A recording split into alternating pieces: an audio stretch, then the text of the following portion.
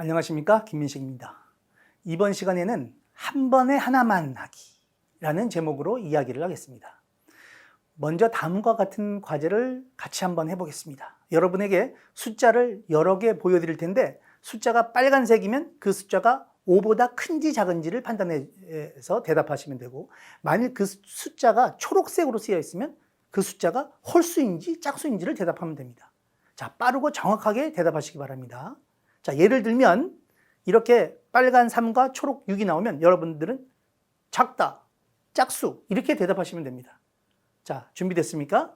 자, 한번 해보십시오. 스스로. 네, 자, 네, 좋습니다. 제가 이제 하는 강의가 대답하기 전이시라면 그냥 슬라이드를 좀 멈추시고 본인이 하시면 되겠습니다. 강의를 잠깐 스톱했다가 하시고 그 다음에 대답하시면 되겠어요. 자, 그럼 다시 그 10개의 숫자에 대해서도 하나씩 순서대로 동일한 방식으로 한번 대답해 보시기 바랍니다. 자, 보여드리겠습니다. 자, 네, 어떻습니까? 사실 처음에 보여드렸던 것과 두 번째 보여드린 빨간 숫자와 초록 숫자는 같은 숫자입니다. 모두 10개로 또 동일합니다. 하지만 처음에 하셨던 과제는 쉬웠지만 두 번째 숫자들을 대답할 때는 시간이 훨씬 더 오래 걸렸죠. 이처럼 같은 과제를 연속해서 수행하는 것이 다른 과제를 번갈아 가면서 하는 것보다 훨씬 쉽다라는 것을 경험하셨을 겁니다. 이처럼 하나의 과제에서 다른 과제로 전환하는 데에는 반드시 코스트가 들어요. 정신적 비용이 듭니다. 우리의 인지적 자원은 제한되어 있기 때문에 우리는 그 인지적인 자원, 그것을 아끼기 위해서 비용을 줄이고 또 그 자원을 효율적으로 사용하는 것이 필요한 것입니다. 자녀가 음악을 들으면서 공부를 한다. 그럼 그게 음악을 듣는 것이 공부하는데 방해가 되지 않겠냐는 그런 질문을 제가 종종 받고는 합니다. 공부하는데 사용할 인지 자원을 음악을 듣는 것에 사용한다면 당연히 공부의 방해 요소가 되겠죠. 하지만 공부가 지루하고 졸려서 자녀의 각성 수준이 낮은 상태라면 혹은 너무 쉬운 과제를 하고 있다면 좋아하는 음악을 들으며 각성 수준을 높이는 것이 공부에 도움이 될 수도 있습니다. 적어도 공부할 때마다 졸면서 하는 것보다는 음악을 들으면서 각성 수준을 높여서 공부하는 것이 도움이 될 수는 있겠죠. 하지만 대부분의 공부는 주의 집중이 필요하고 듣고 있는 음악이 또 가사가 있는 노래라면 가사의 의미적 지식을 습득해야 하는 그런 공부는 이 가사 때문에 방해를 받을 수밖에 없습니다. 노래를 들으면서 그러면 운전하는 것은 운전에 방해가 될까요? 도움이 될까요? 이 경우 역시 각성, 주의자원, 운전 상황 등을 종합적으로 생각해야 합니다.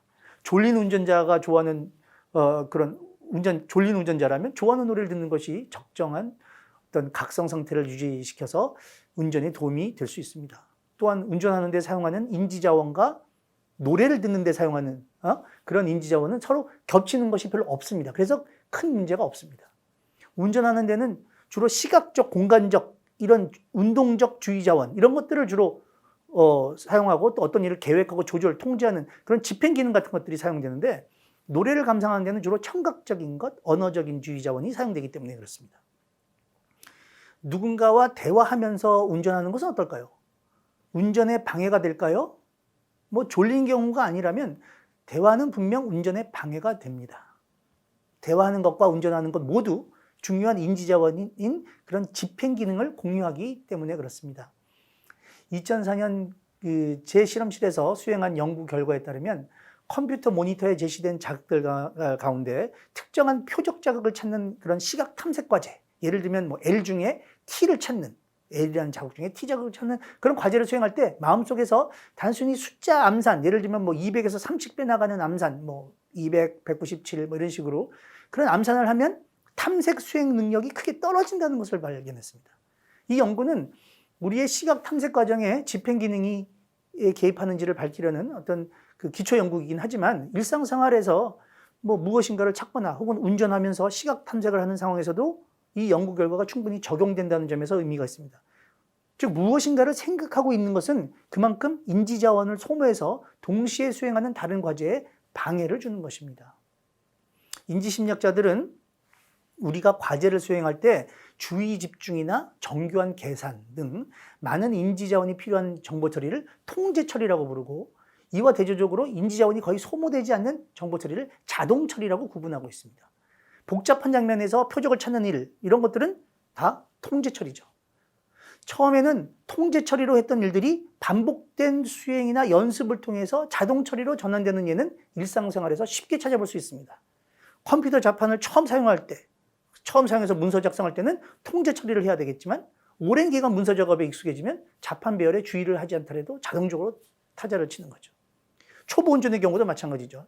처음에는 온통 운전에 신경을 써야 되지만 나중에 자동 처리로 넘어가게 되면 시야도 넓어지고 주의도 분산시킬 수 있는 능력이 생깁니다.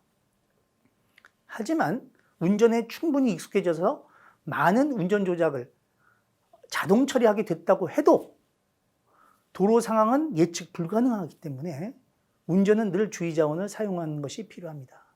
많은 사람들이 운전하면서 핸즈프리로 통화하는 것 전혀 문제가 없다고 얘기하는데, 운전하면서 스마트폰을 들여다보는 것 역시 이거 사실 매우 위험한 것이죠. 네.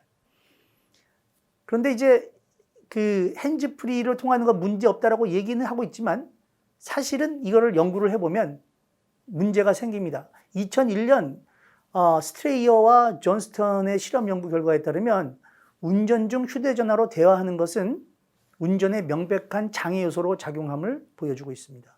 운전만 하는 조건과 비교했을 때 통화하는 동안 정지 신호를 놓치는 경우가 2배 이상으로 증가했고, 정지 신호에 브레이크 밟는 속도도 평균 0.1초 이상 느린 것으로 나타납니다.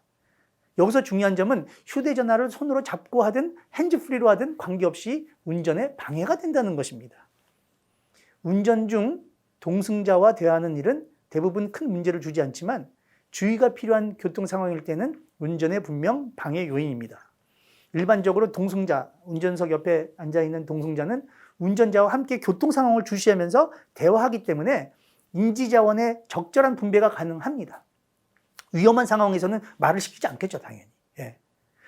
반면에 휴대전화의 대화 상대는 현재 운전 상태를 알지 못하고 운전자 역시 운전 흐름과 무관하게 대화를 이어나가려고 해서 문제가 더 심각해질 수 있습니다. 실제로 조수석의 동승자가 현재 운전 상황에 관심을 두지 않고 가령 자신은 스마트폰을 보면서 눈을 감은 상태에서 운전자와 대화하는 경우는 운전자가 휴대전화로 통화하면서 운전하는 것과 같은 부정적인 효과가 있음을 스트레이어 등의 연구에서 밝힌 바가 있습니다. 네, 오늘날 우리 주변에서 동시에 여러 일을 하는 소위 멀티태스킹은 일상이 되어버렸고, 특히 스마트폰 사용은 이런 현상을 심화시키고 있습니다.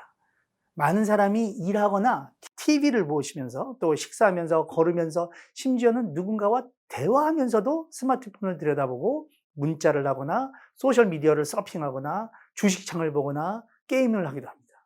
어쩌면 여러분 중 누군가는 지금 강의를 들으시면서 스마트폰을 수시로 들여다보시는 분도 있을 겁니다. 하지만 최근까지 수행된 많은 과학적 연구에서 이 멀티태스킹이 우리의 인지체계나 정신건강에 결코 도움이 되지 않으며 오히려 만성적인 스트레스, 우울, 불안 이런 것들을 증가시키는 것으로 보고하였습니다. 더욱이 우리의 인지 통제력이나 작업 기억 능력의 저하, 이를 담당하는 뇌 영역의 손상으로까지 이어진다고 보고하고 있습니다. 최근 한 연구는 자신의 스마트폰이 옆에만 있어도 복잡한 인지과제 수행 능력이 떨어지는 것을 보고하고 있는데, 이는 스마트폰을 수시로 들여다보는 습관이나 메시지가 올 수 있다는 기대 등이 과제에 몰입하는 것을 방해하기 때문입니다. 이렇게 명백하고 치명적인 멀티태스킹의 악영향이 밝혀졌는데도 불구하고 아직도 많은 분들이 멀티태스킹을 하고 있습니다. 심지어 멀티태스킹은 유능한 것이고 성과나 효율성을 높이는 것이라고 믿기도 합니다. 하지만 과학적 연구 결과들은 이런 믿음과는 정반대의 결과를 보고하고 있다는 것을 다시 한번 강조드립니다. 감사합니다.